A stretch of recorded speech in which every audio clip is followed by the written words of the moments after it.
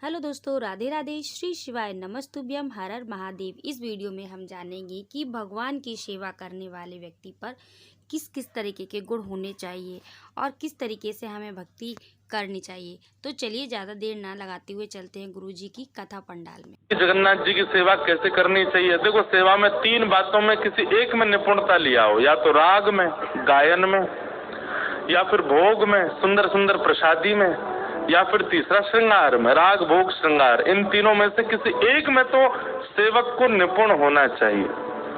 कुछ नहीं तो ठाकुर जी को 24 घंटा सुनाते ही रहो गा गा करके, पर हाँ, स्वर अच्छा होना चाहिए। रैंकना नहीं है ठाकुर जी के आगे।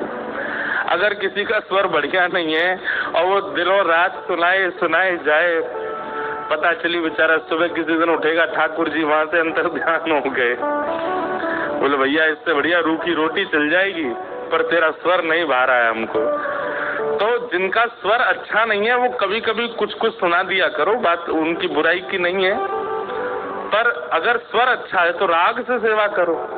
राग नहीं कर सकते तो भोग, ठाकुर जी को सुंदर सुंदर व्यंजन बना करके पवाओ, और नहीं तो श्रृंगार। इन तीन में से किसी एक में निपुणता चाहिए, चाहे आप किसी की भी सेवा करो।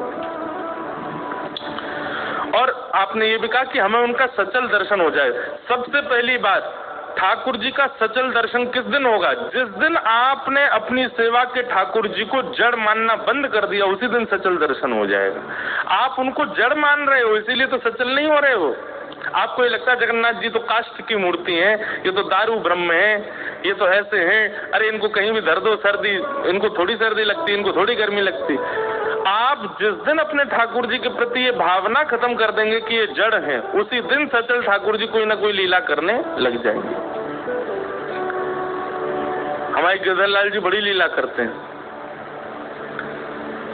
अभी नाथ द्वारा उत्सव में छोटे छोटे इतने से तो हाथ हैं हमारे लाल जी के, उसमें भी हमने झुंझुना रख दिया।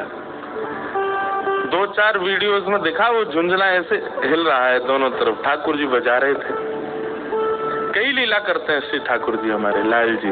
ये कब करते हैं ठाकुर जी? ऐसी प्रकट भाव कब प्रारंभ कर देते हैं? आपके द्वारिकाधीश जी, उनके तो कई वीडियोस आ जाते हैं, कभी मोर पे खेल रहा है, कभी कुछ कर रहे हैं, कभी कुछ। कब? जब आप उनके प्रति बिल्कुल पाषाण बुद्धि नहीं रखोगे, सचल बुद्धि रखोगे, उनके प्रति जैसे हम चैतन्य हैं ऐसी भावना रखोगे, अपने आप भी अनुभव कराने लग जाएंगे। गुरुजी ने जो बात इस वीडियो में बताई है, वह बात किस किस को अच्छी लगी कमेंट सेक्शन में ज़रूर बताइएगा, और अपने दोस्तों के साथ यह वीडियो ज़रूर शेयर कीजिएगा।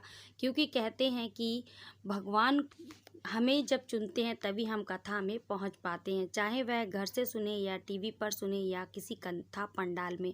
कथा सुनने मात्र से हमारे कई सारे पाप नष्ट हो जाते हैं। यदि पहली बार चैनल को विजिट किया है तो लाइक, शेयर, सब्सक्राइब करना मत भूलिएगा, क्योंकि ऐसी ही अच्छी अच्छी वीडियो इस चैनल पर सदैव आती रहती हैं। राधे राधे, श्री शिवाय नमस्तुभ्यम, हर हर महादेव।